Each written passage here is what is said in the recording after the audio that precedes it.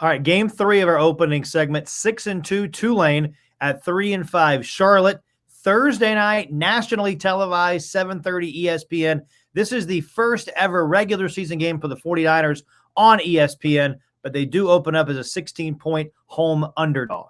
Yeah, and I think this one's worth mentioning, whereas it would usually not be, for a couple reasons, including that TV angle. In our state, I'd argue that at least 3 schools have pretty well-known brand names at the top level of college football. UNC and NC State, of course, are large public universities in a Power 4 conference, and App State is that 3-time FCS national champion and more recently the winningest group of 5 football program in the entire nation over the last decade. The other in-state FBS programs, Duke, Wake Forest, East Carolina, and Charlotte, all have had, I'd argue, more valleys than peaks over the longer haul. And the 49ers' place in this universe specifically is especially complicated.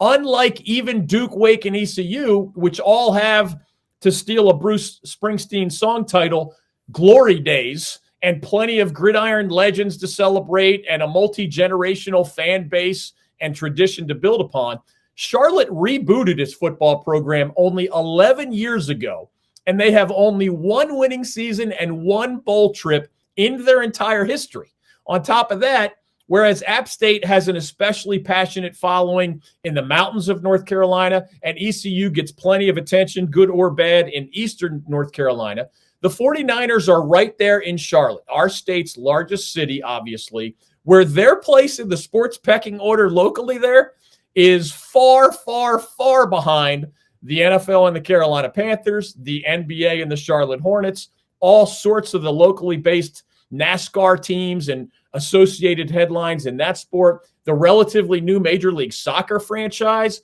the Atlantic Coast Conference, which now has its headquarters in Charlotte, and maybe even a handful of other things, because there are a lot of Clemson fans and Southeastern Conference fans in the Queen City or near the Queen City, where the SEC network actually has its studios as well. So for the 49ers to play their first regular season football game ever on the main ESPN channel, not ESPN2, not ESPNU, not ESPN3 or Plus, it is a big deal.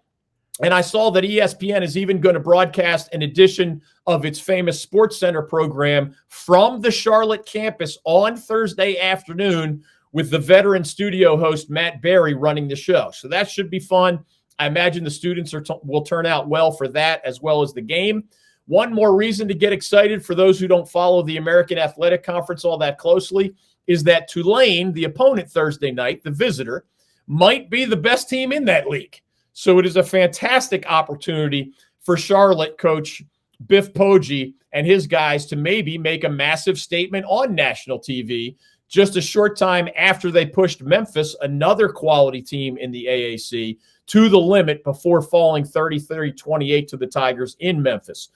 No disrespect to Army or Navy or anybody else, but the Green Wave is 4-0 in conference play so far, and at 6-2, their only losses were to Kansas State and Oklahoma teams that were nationally ranked at the time the 49ers played them.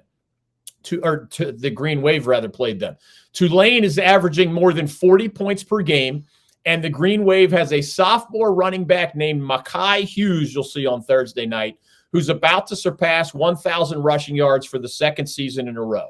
If the 49ers are going to have a chance in this one, they're going to have to slow down that Tulane rushing attack, and they will need a big night from their own quarterback, either the true freshman Deshaun Purdy or their original 2024 starter, Max Brown, who did recently return from that injury he suffered back in September when the 49ers lost to the Tar Heels in Chapel Hill.